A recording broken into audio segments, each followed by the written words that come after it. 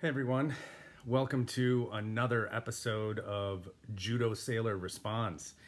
And today I'm going to be tackling a topic that is going to really piss a lot of people off.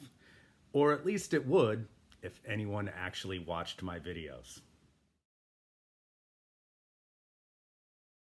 At any rate, today we are going to be answering a question, something that I have kind of dug into over the years, and that is about General Choi Hong-hee, or as we often called him before we knew any better, General Choi Hong-hee. I understand the actual Korean pronunciation is something more akin to Choi.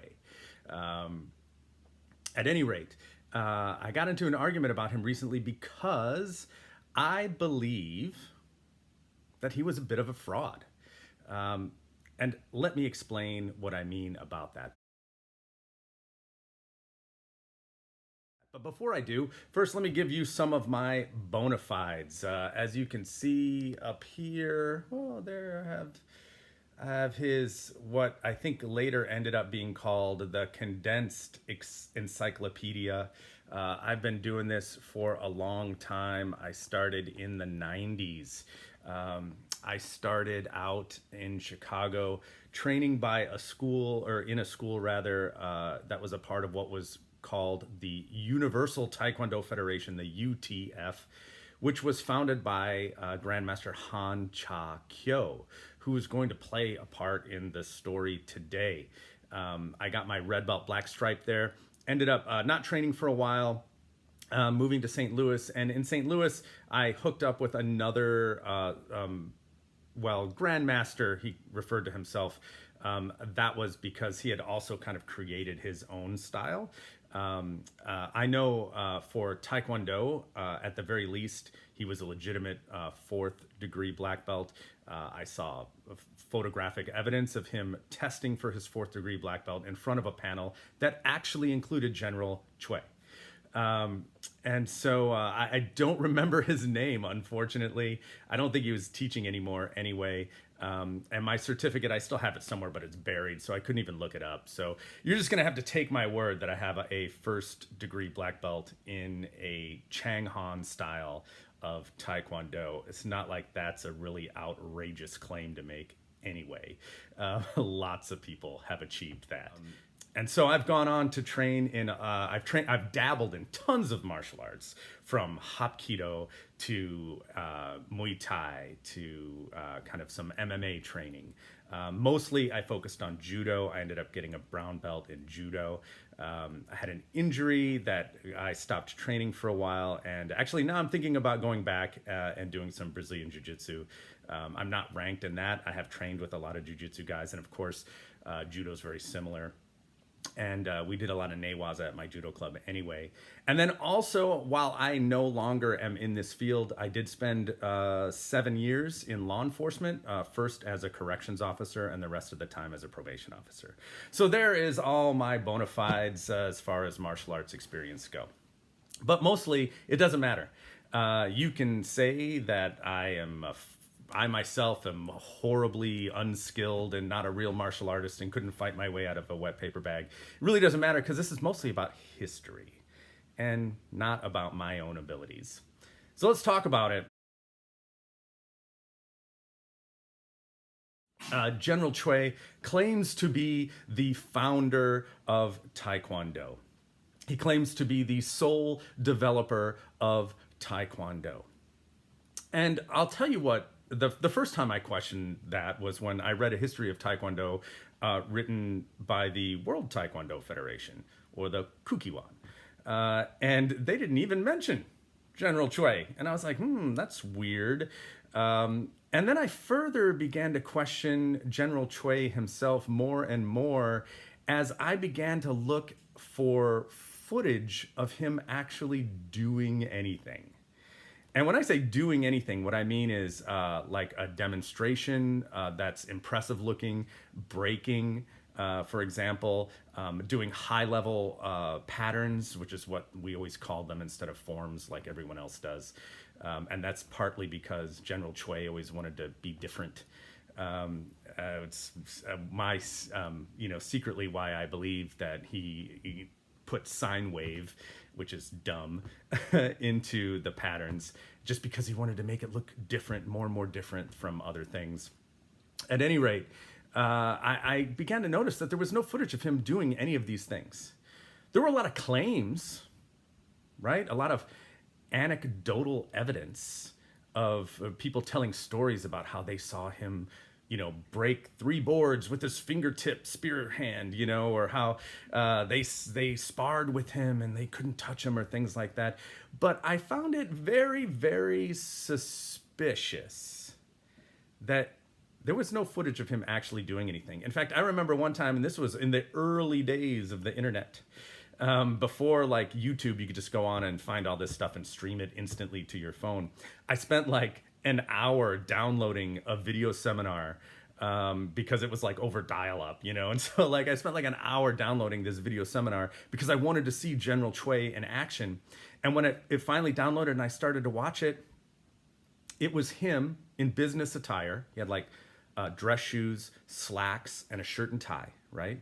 So it was him in business attire watching black belts do chun-ji, which is the most basic white belt form in that style of Taekwondo. And he was making the most minute corrections to their form. Like I'd punch and he'd come in and be like, oh, there, which, I mean, I suppose if you want to do the pattern exactly how he wants you to do it, then that matters. But as far as the pursuit of martial arts, fighting ability, anything along those lines, totally meaningless. And so I was like, wow, where is this, And so for the longest time, I kind of forgot about this. But then I recently got into an argument in YouTube comments section over someone like this. So I decided to start digging back into it. Now, mind you, in addition to having the encyclopedia up here, the condensed encyclopedia, I also read his 2-volume biography, or I think it was an autobiography, actually. It was many, many years ago that I read it. It was hard to track down. I had to do, especially in translation into English, but it does exist, and I was able to get it through a library. They had to order it from some university library somewhere. And I read that whole thing, right?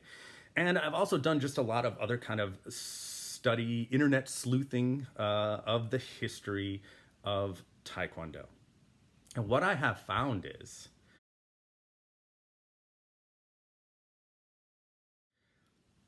really the only documented evidence that he was a martial artist at all comes from his own accounts and from the accounts of some of his closest students, guys like Nam Tai-hee, guys like Han Cha-kyo. But there is basically nothing else. And there are some things to suggest I don't want to say he wasn't a martial artist at all. He clearly was. But that he was no high-level grandmaster. So here's what everyone can agree on.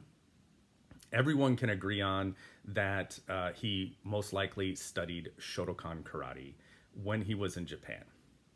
He claims to have gotten a second degree, a second dan. And that could be true. Most people don't dispute that. Then also, he was in the military. He was an officer. He did at some point attain the rank of general. But I think it was nowhere near as early as he claims. And I don't think he really ever saw combat. I don't think he ever really had command until like the very end. And then he kind of retired. And so it's more like he retired into the rank of general, I think, right? If you have documented proof or evidence, post it in the comments below. I'd love to hear it. But then, in addition to this, he was also a student at the Chungdo Kwan.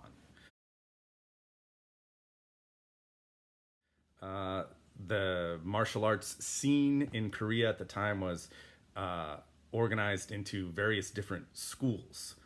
They all taught basically the same thing, which was just Korean karate. They maybe had slightly differing traditions there. Maybe they used different forms. A lot of them used the Shotokan forms. Some of them probably used, I think one of them used like Shorinji Kempo kind of as their base. But basically, it was all karate being taught by Koreans. And one of them was the Cheongdo Kwan. And Choi was affiliated with the Cheongdo Kwan. Now, here's where you get some differences. The Cheongdo Kwan people say he was a student there. He claims to have been the head of the Cheongdo Kwan. And there's a little truth in both, mostly from reading both sides of the story and then kind of reading between the lines. Here's what I think actually happened, okay?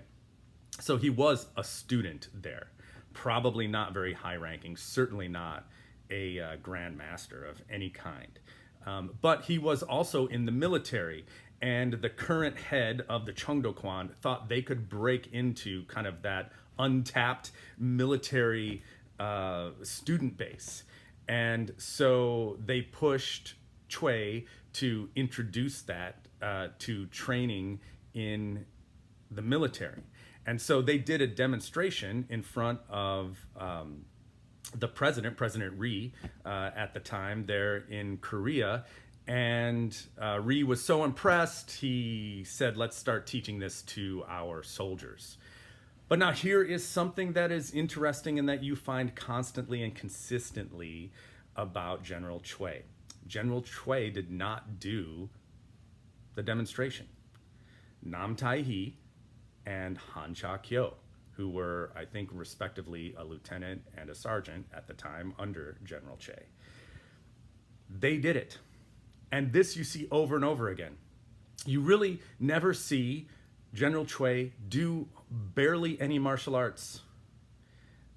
He always had other people do the actual martial arts. And what I have found and come to believe is that basically General Choi was the idea guy. He was very ambitious, certainly you can say that. And I would say he was a shameless self-promoter. And so he had an idea, like he came up with the name Taekwondo. That's something everyone agrees on.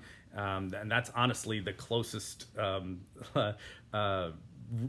strongest reasoning why to call him the founder of Taekwondo is simply because he came up with the name. And so he came up with the name, and then he pushed that name. He wanted everyone to associate it with him. He claims to have developed this whole martial art, but the truth is he really didn't.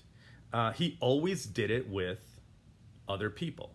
Most of the time it was Nam Tai-hee and Han Cha-kyo. Although other people were obviously involved, and all the Kwans were still doing their own thing and kind of contributing to the whole growth of martial arts and the growth of Taekwondo in Korea as well. But he was just the idea guy. In fact, there was one thing I was reading, and this is from his account, from the ITF account of how things happened, of the history of Taekwondo. He variously would claim to have created all the patterns himself, but then at other times admitted that he worked with other people. And in one of the accounts of him doing this, it talks about how he worked with, again, Nam Tai-hee and Han Cha-kyo to develop a lot of the patterns, the early ITF, Chang Han style patterns. And that he was, again, the idea guy in this. He wanted to base them off of Korean history. He wanted them to include more kicks.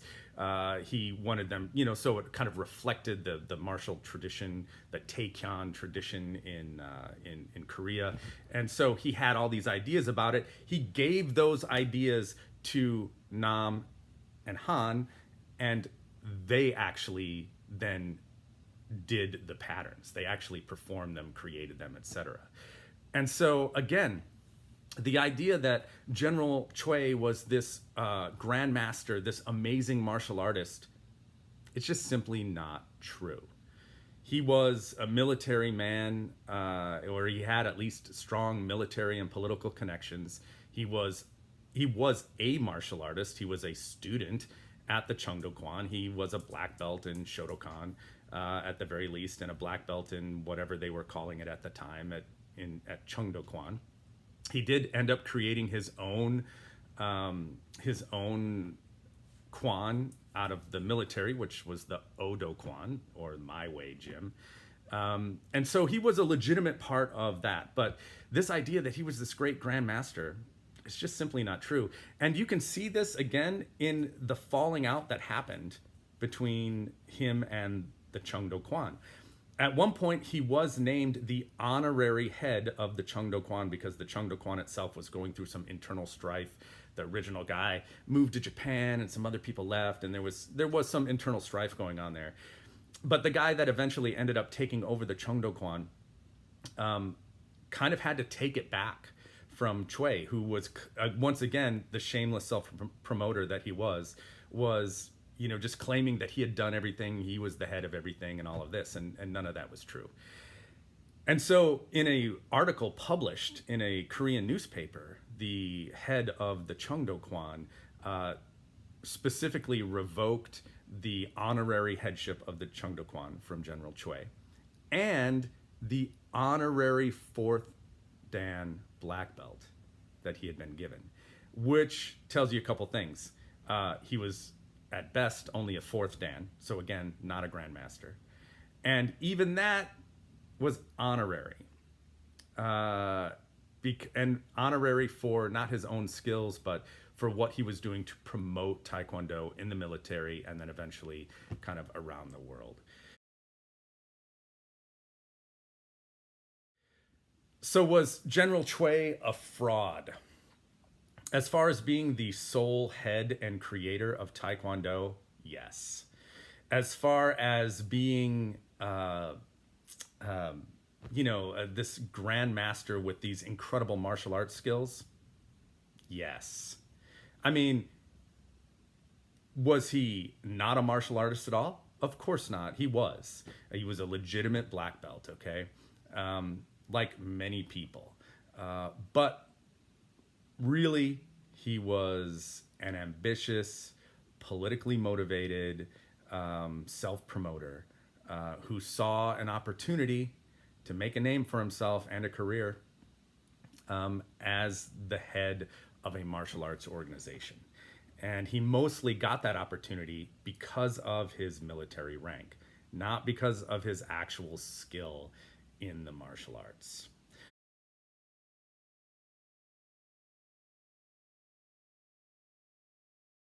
So, I doubt anyone's going to see this, but if you are seeing it and you are just filled with anger because you have bought hook, line, and sinker the history that's in that book, and believe that General Choi was the sole creator of Taekwondo, its sole, headmaster, and that he himself was a grandmaster of incredible skill, do one thing. Link me to some footage of him actually doing anything even slightly impressive. And no, saying, oh, it was in the 50s. Not everyone had camera phones back then. Not a valid excuse. Because you know what? I'm a judoka. I can find filmed footage of Jigoro Kano performing judo throws on other people, of taking part in judo demonstrations.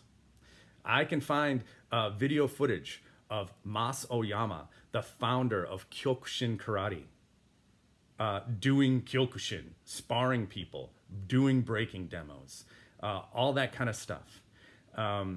You can find it of other legitimate grandmasters out there. If you want to prove me wrong about General Choi, show me the money. Show me the footage of him doing something impressive. If you do and it's legit, I'll take this video down. But I don't think you will. I think there's a reason none of that footage exists. And that reason is he wasn't actually that great. He was just your average second-degree black belt. And he knew that if anyone saw him spar or anyone saw him do breaking, they would see that. And so we always had the actual grandmasters, the actual guys that were highly skilled, like Nam Tai-hee and Han Sha-kyo. You always had them do all the demonstrating. So prove me wrong. Or, you know, just shut up and admit I'm right. Anyway, Judosailor, out.